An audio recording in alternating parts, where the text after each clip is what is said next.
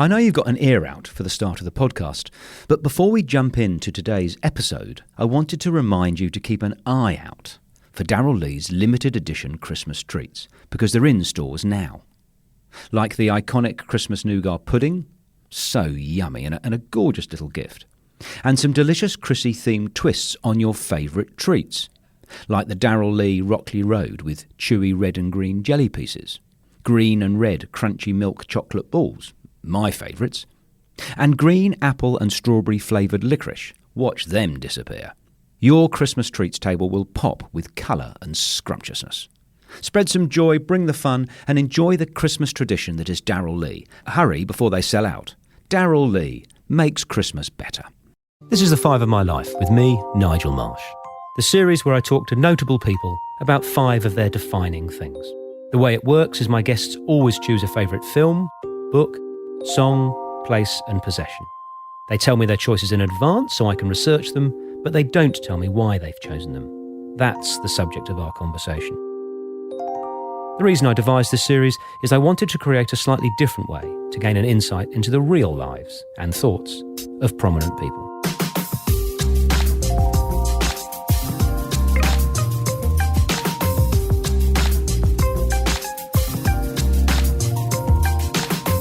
Nashen Moodley is the festival director of the Sydney Film Festival. Over his successful 9-year tenure, the festival has grown dramatically. It now shows over 300 films from 55 countries to record audience numbers. So Nashen, just how many films do you actually see a year? I think around 500. It used to be closer to 800. I did count once. And that also included lots of short films, which I don't watch very much anymore. So I've tried to bring the number down, but I'd say it's around 500. So you've watched 500 films a year for 15 years in a row, and I come along and ask you to pick just one. That's right. Of course, it's a question I'm asked all the time. What's your favourite film? Yeah, it's a slightly different question because it needn't be your favourite on 5 of My Life. It's just one that really had an impact on you. And you've chosen Takeshi's Hana-bi. Tell me why. So Hana-bi is a film made by the Japanese director Takeshi Kitano. And it won the Golden Lion in Venice. It's his 4th or 5th film. The first film I saw of his was a film called Sonatine. And that I was in high school at the time. And that's another Japanese gangster film. With Hana-bi, I think it's his finest film. And it's again in the world of cops and gangsters. The Yakuza are after people, and the cop is kind of a bad cop, but also a good guy. But what I love so much about the film is that it does combine quite heavy violence, but moments of just such beauty and tenderness. There's such a delicacy to the film. He's a guy who has a very bad temper. I think maybe bad temper is an understatement. But in the moments when he's tender and kind, taking care of the people he loves, it's just so beautiful. The film's so beautiful. And I chose it because I saw the film, I think, at a critical time of my life when I was kind of exploring new things and trying to find new things. And this film really stayed with me and had a lingering impact. Do you think it actually made you want to work in film, or is that me overstating it?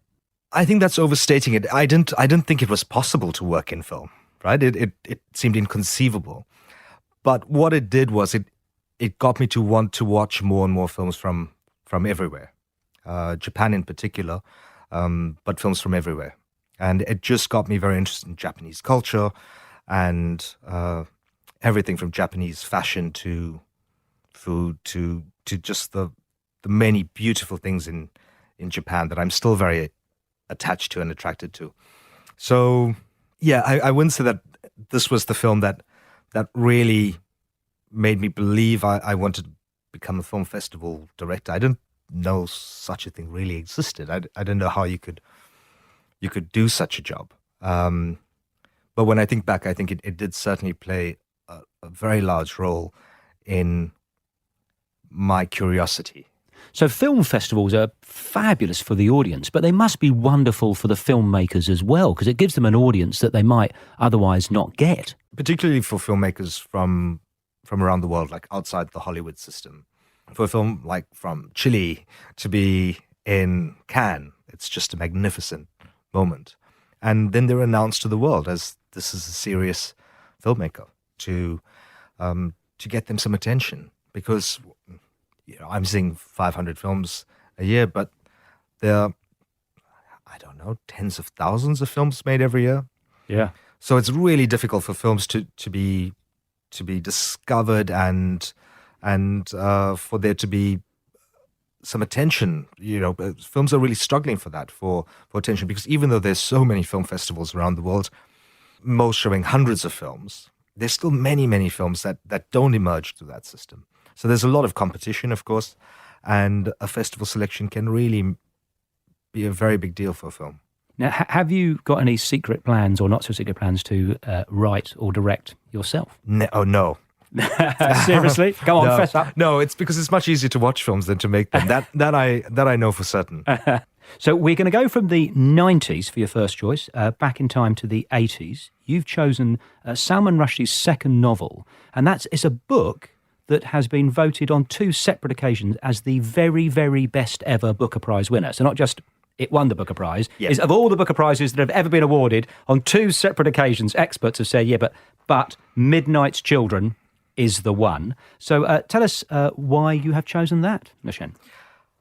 There's this wonderful thing that happens when I'm going to digress briefly. There's this wonderful thing that happens when I speak to like the young 20-year-old interns who come to the office and work with us, and they watch everything and they read everything and they're listening to every new album.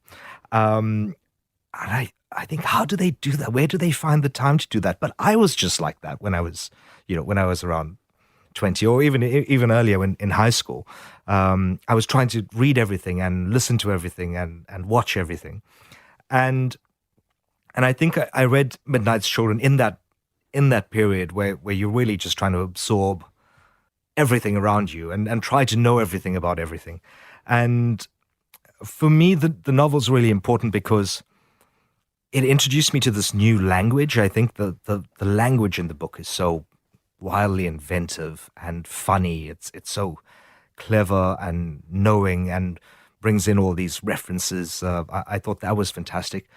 But also, I think growing up in South Africa, the idea that individuals are formed very much by politics and their history, even if you don't want to believe that or not interested at all in politics or your history or your family's history. Midnight's Children really brought home to me at that point how your identity, how your life is molded very much by politics, by history, by the government of the day or the government of several years, decades before. And explain the central premise of the book for somebody who hasn't read it. It's about the transition of India from Britain colonialism to independence and the partition of India, isn't it? Yeah, it's such a brilliant concept. It's about essentially these children who are born on the stroke of midnight when India gains its independence. And all children born in that first hour have these superpowers. And these powers are very wide range of powers, from telepathy to really all sorts. Every superpower you can imagine, because there are loads of them. And they're all over India. They're from all sorts of backgrounds, religious and caste and regional backgrounds. And so it's a great idea, but also in a way an obvious one of imposing the politics on individuals. And the book then takes us through essentially Indian history from that time, from 1947 till I think around the 80s. So the main character was born in the hour of independence, but Rushdie was born not in that hour, but in that year as well. That's right. Yeah. That's absolutely right. So in terms of environments affecting you and please correct me if I got this wrong. I mean, you were born and spent your early life in apartheid South Africa. That's right. That's right. I mean, wow. So how has that informed the man that you have become and the man that you are? A great deal. A great deal, I would say. I mean, it's not something I think about a lot now, but of course it had a major influence on who I am and how I think about things. So I think I have, like most South Africans, I'm quite politically engaged. I'm very interested in what's happening politically, not just in South Africa, but in Australia and around the world. It's one of the first things when I guess there are two things I ask when I go to any new country. It's, okay, what's happening with the filmmakers? Who's new? Who's cool? What's great? What have you seen? What are the best films this year? What should I check out? And what's happening politically? Right. Because I think that often informs what's happening culturally. And the more you know about a place, the more you know about the history of the place. I think that gives you really the opportunity to have a better understanding of the contemporary cultural products, whether they're novels or films. And so, of course, I can't be, though I wish I had the time, I can't be a student of every place I visited, and know everything and study it for years on end. But I try to have some background information, and usually I'll try to read a history of the place or try to find some contemporary novels that are interesting, that are from that country, and even if it doesn't necessarily enhance watching some films, it's fascinating for me. I feel I get to know more than I would have, and I always try to know more. Yeah. Yeah. So there's two quotes from that book that knocked me on the floor. First was, "Children are the vessels into which adults pour their poison," and it's just talking about how you can break the generational cycle of hatred and injustice. But the second one is one I want to ask you about, which is the brilliant phrase which stays with me, which is, "We all owe death a life." Mm-hmm. Isn't that an amazing? We all owe death a life. And I noticed that you studied English, but also philosophy. And I just wanted to quickly probe if you are a religious man, or what's your views on that stuff? I've been an atheist since I was about 12 or 13, and I remain one today, more secure in my belief than ever. Right. Yeah. And where do you get your motivation? Your sort of your motivation from? Because you pack it in. You're not sort of sitting around doing nothing. You're watching 800 films a year and a very busy man. Just feel you just enjoy it, or are you driven by any particular? Well, going back to your earlier question about growing up in South Africa, I think that instilled in me some strong sense of hating injustice and hating prejudice, really being concerned about how people are treated by their governments, by other people. So it's always been very much part of who I am. This idea that we should fight injustice. We should broaden people's understanding of the world and kind of look to this idea that people aren't that different, even if they're from very different cultures or of a different race or of a different religious belief, that people aren't that different. And cinema is one of the ways that you can create a very quick empathy. If you sit in the State Theatre during the Sydney Film Festival, or in any film festival in the world, in the space of a few days, you can go to India and Iran and Kosovo and Chechnya and Russia and a small town in America, and you see all these stories, and mostly you'll see, even in films that are very sad or films that portray people in very desperate or circumstances, you'll find that there are people just looking for dignity. Yes. There are people just looking for a basic dignity, a basic respect. And that's what we want. We could be sitting in Sydney in very different circumstances, in very fortunate circumstances, for the most part. But that's also what we want. And it's not that just cinema that does this. Certainly literature does, and all sorts of culture does. But cinema is the thing that I took to. And I think showing the kinds of films that we show and the films that I love really can change people. It changed my life by watching these various films or reading these books from different places. And I'm still absolute in my belief that every time you show something, it can really change someone. I won't go so far as to say, well, a particular film can completely change the world. It's more difficult than that. But I think every work of art can change someone, even a little bit, in an instant. And that's enough to begin with. It's an amazing achievement to get the films that you get. It's from 55 different countries. It does have the effect that you have just spoken about. Is we will go to 6 or 7 films a year, and they would be films that we would never normally see. And it just, there was one recently, The Land of Mine, where you ended up feeling deep, deep, deep compassion for basically Nazi soldiers, but they weren't Nazi soldiers. They were 17-year-old boys, children. But you go, so it's a wonderful thing that you do every year. I'm going to move you on from your second choice to your third choice. We're going to stay in the 80s, and I love you because you have chosen a song from my all-time favourite band, who I've seen 6 times, the Smiths. So, but you've chosen their bleakest ballad. So you've chosen from their 3rd studio album, The Queen is Dead. You've chosen I Know It's Over.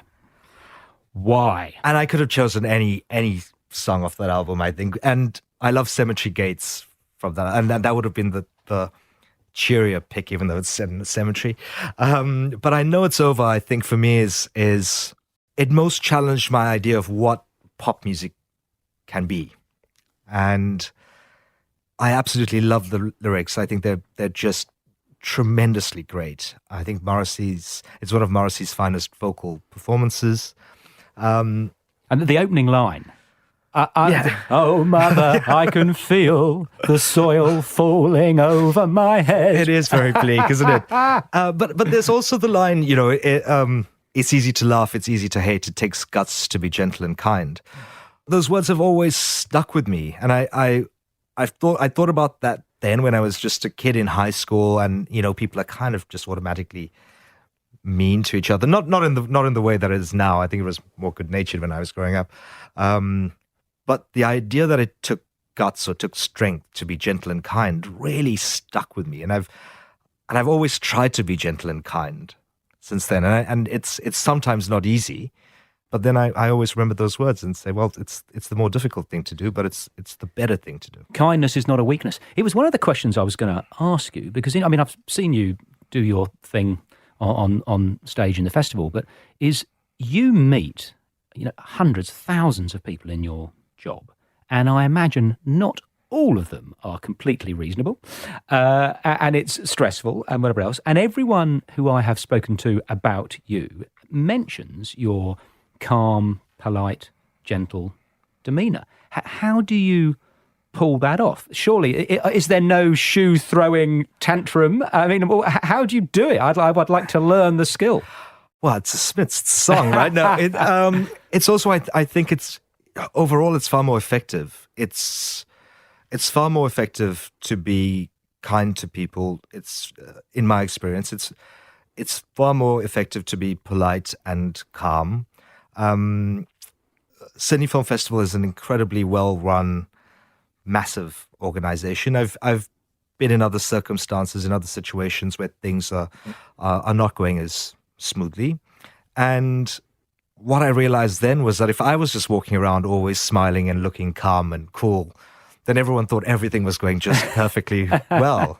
Yeah. Right? It's so you have things underneath really going to hell. But if I was around and saying hi to everybody and being smiley and looked like everything was going fine, then everyone thought, oh, everything is great. This is a wonderful event.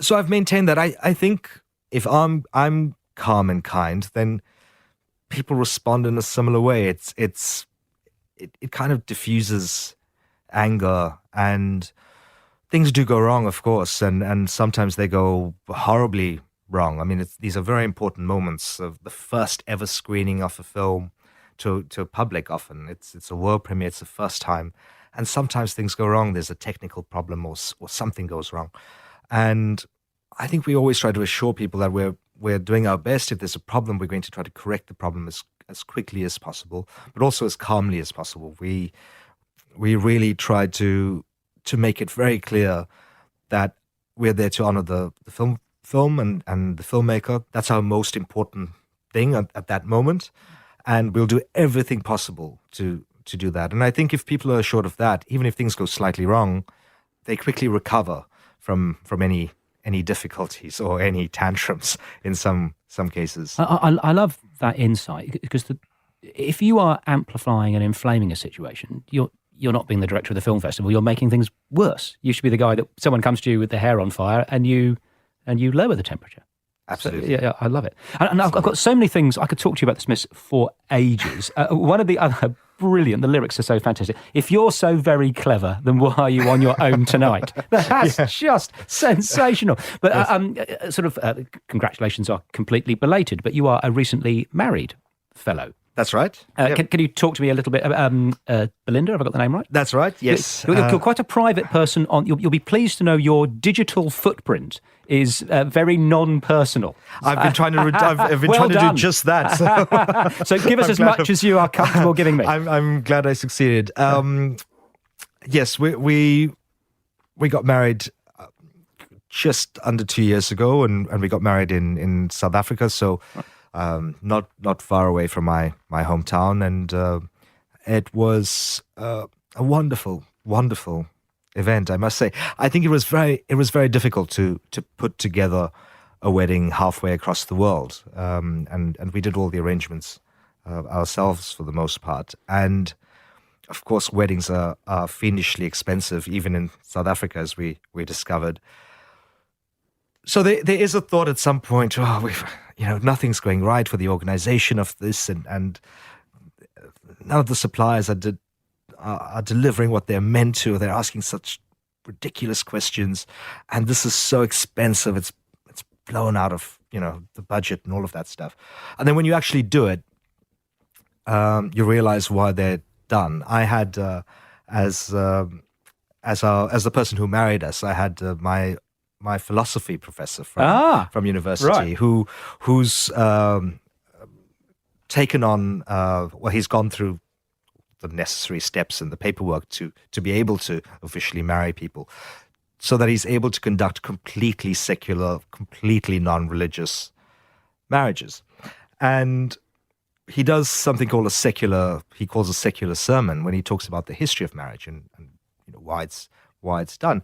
And what it talks about is that community aspect, that announcement to the people who are closest to you, the people that you love, that you announce to them your love. And in our case, it was just the most wonderful event. And we had many people from Australia. We had, of course, many people from South Africa, but also people from around the world who came, people we know from our world, in the world of film. And it was remarkable.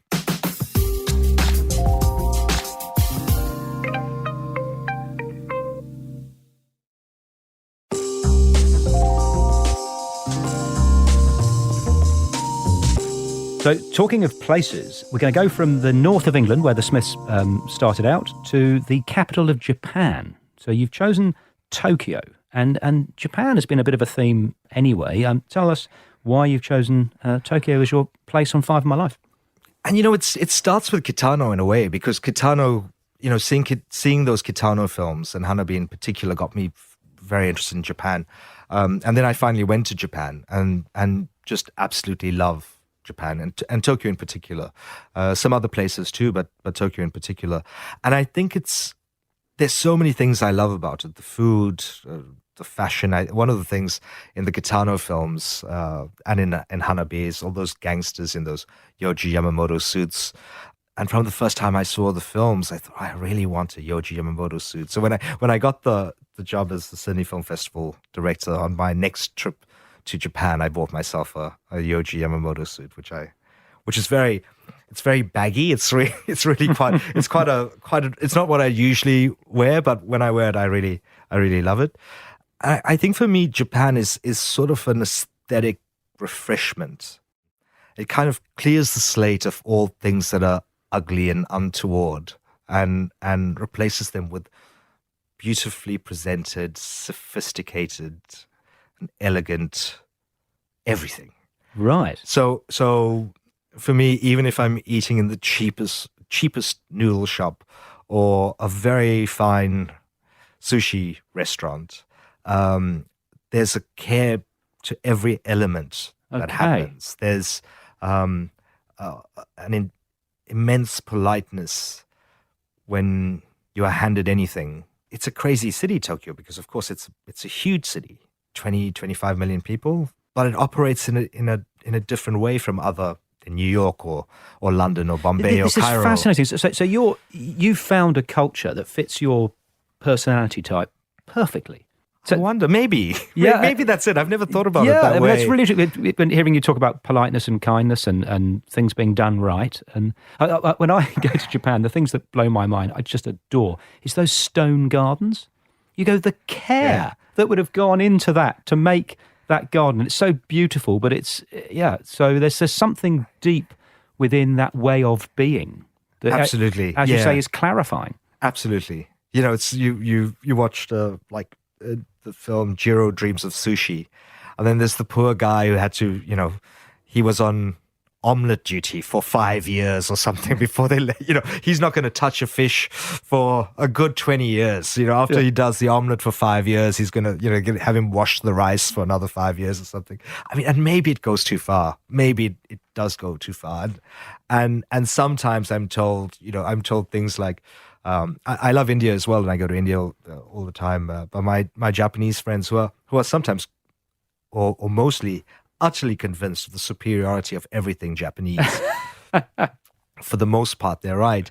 But then they'd say things like, you like food in India, but have you had Japanese curry? It's even better. And I said, no, it's not. It's not better than Indian curry. And the Korean barbecue in Japan is not better than the Korean barbecue in Korea. So there's some things where I think it's maybe overstated and goes too far. But for the most part, no, I think it's really a place of great culture and great taste and refinement that I very much connect to. Moving on to your fifth and final choice. You have chosen a gold bracelet. Have you brought it with you, I think, maybe? A gold bracelet given... Oh, thank you. I'm holding it now. Oh, beautiful. That was, if I am correct, given to your mother by her mother and then given to you. Please tell me about it.